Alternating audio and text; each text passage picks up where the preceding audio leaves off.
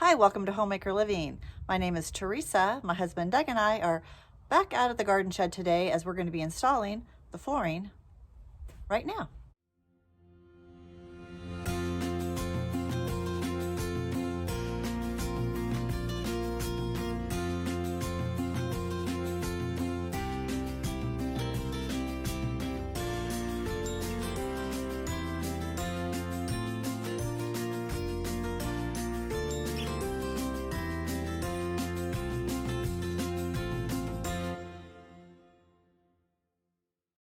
Doug has already brought in and loaded all of the flooring and laid out a few pieces.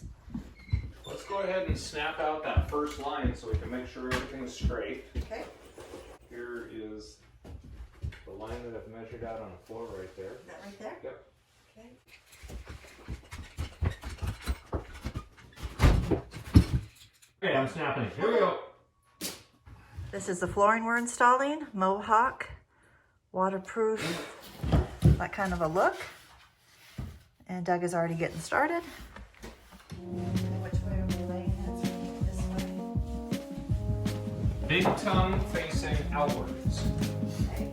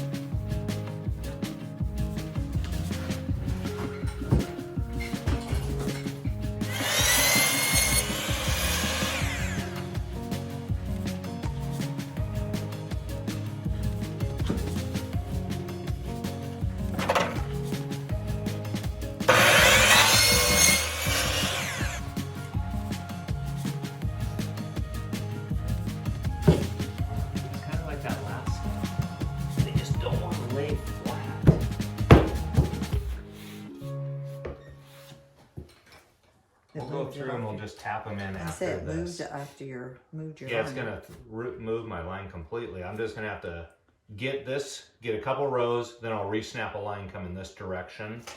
And I'll just have to know. Kind of laid down. Huh? It kind of laid down when you popped it.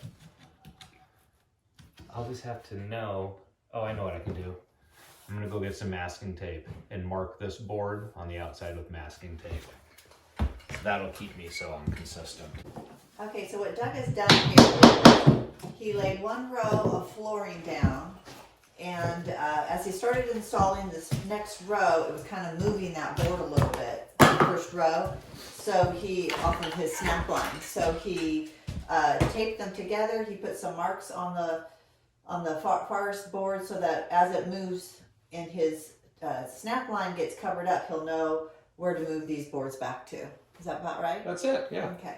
So now, Yeah, because we had to install the basing.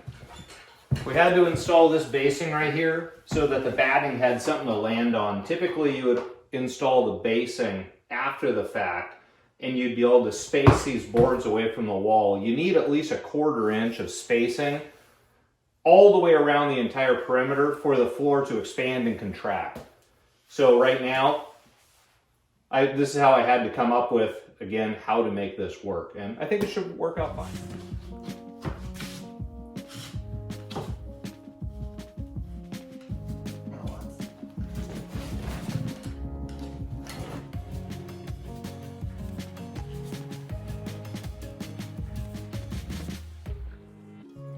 Doug has worked through the process trying to figure out how they go together and lay, and it looks like he's come up with a system.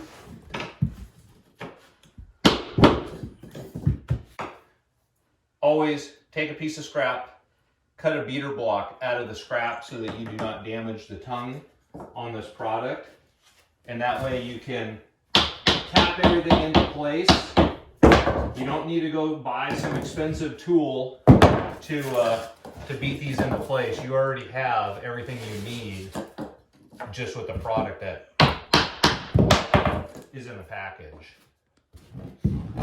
But like anything else, you just got to figure out how it all goes together. It's frustrating in the beginning until you get a system down. And compared to the product I installed over 10 years ago that was basically very similar to this, the interlocking system on the joint to joint, they just don't seem very robust. They want to come apart as I tap the boards. So you can't just tap, tap, tap. You gotta end tap every single board. But that's just the way it is. This is the product we chose, and we will get it installed. Of course, nothing ever stumps you. No, it just frustrates me. But the cool thing is you work through it and you figure it out. Well, what you don't see on camera is the bad words that get said sometimes.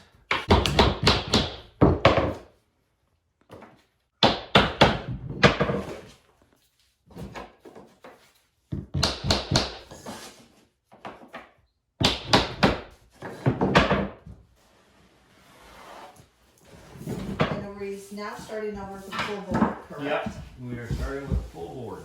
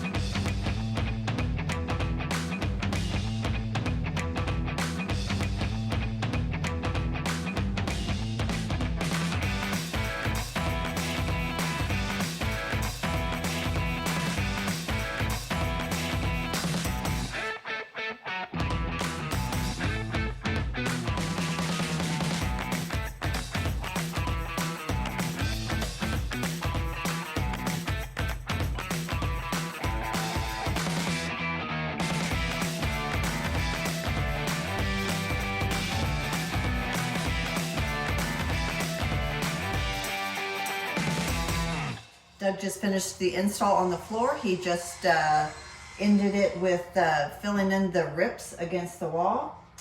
Had to use 5 boards and we just needed a little rip to finish the job. And it was challenging in some parts for him.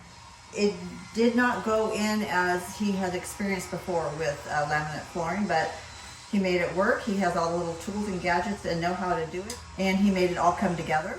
He is now cutting down the last bits of the trim for the flooring so we can get those installed.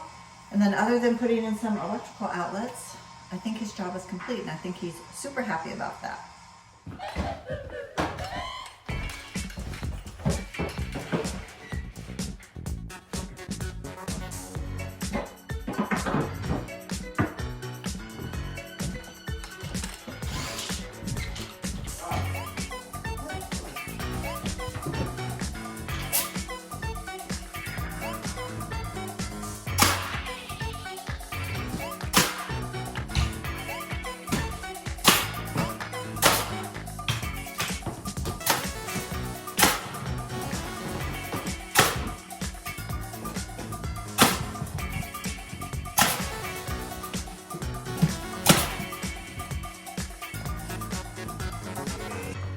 Jig, do a little happy dance. The man's all done. We are going to consider this project complete. The last couple of weeks, Doug did the finished floor to ceiling. Now let's take a look at the floor. It has an aged barnwood look. I think it goes really well with the natural lighter basing and the whitewashed walls. As mentioned in our last video, had we left the walls the natural wood look, I believe that this just would have been way too dark.